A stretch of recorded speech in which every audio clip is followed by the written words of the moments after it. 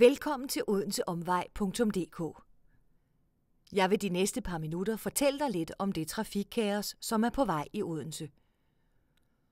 Odense Kommune vedtog i 2009 trafik- og mobilitetsplanen.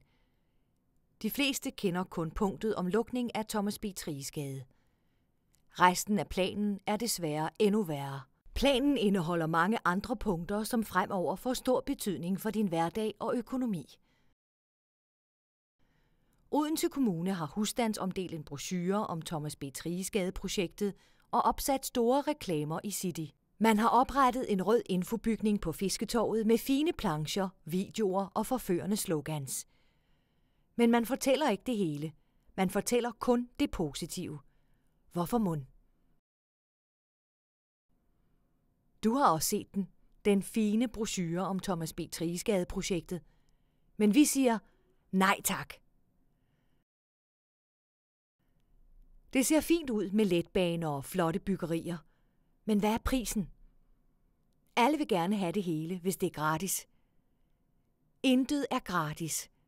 Odenses borgere har krav på at få prisen at vide. Vi fortæller dig derfor alt det, som Odense Kommune ikke fortæller. Kort fortalt går kommunens trafikplan ud på at gøre Odense City bilfri. Man vil gøre det så besværligt at køre bil i City, at man håber at få 40% flere til at tage cykel, letbane eller bybus til City i 2020. Farten i City skal blandt andet sænkes til 30-40 km/t. København slap. Odense får den. Trængselsringen. Du skal til at køre store omveje for at bevæge dig rundt i Odense. Du kommer til at bruge masser af ekstra tid på transport. Flytningen af trafikken fra City betyder desværre også flere farlige skoleveje. Er du klar til at holde i kø? Når du fremover skal køre omveje og parkere længere væk fra dit arbejde eller bopæl, så skal du bruge en halv time ekstra om dagen på transport. Med 220 arbejdsdage om året betyder det, at du skal bruge 110 timer ekstra på transport til og fra arbejde. Det svarer til 3 ugers ekstra arbejde uden løn.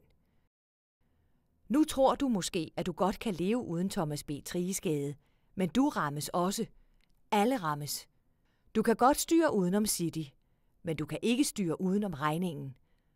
Mere forurening, butiksdød i City, 3 ugers ekstra transport, større benzinregning, serviceforringelser, skolelukninger, skattestigninger og fyring af kommunale ansatte, som for eksempel skolelærere, pædagoger, rengøringsassistenter og mange andre.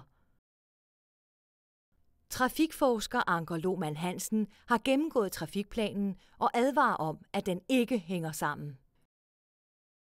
Mange tror, at tidens mange besparelser skyldes finanskrisen. Det er ikke korrekt. Odense Kommune vedtog at spare 583 millioner alene i 2012. Heraf går 380 millioner til de mange projekter. Det samme vil ske igen mange år frem. Odense Kommune har ingen penge. Man gennemfører store besparelser for at få råd. Desværre er det jo velkendt, at offentlige projektbudgetter altid bliver overskredet med 50, 100 eller 300%. Derfor bliver det snart nødvendigt med yderligere besparelser. Men hvor skal der spares næste gang? Odenses borgere er imod en lukning af Thomas B. Thriges-gade. Kun 15% vil have gaden lukket. Det er formentlig dem uden bil. 66% vil have gaden gravet ned i en tunnel. Der er kommunalvalg i 2013, og der har du mulighed for at få planen stoppet. Del indholdet på odenseomvej.dk med din familie og venner på Facebook.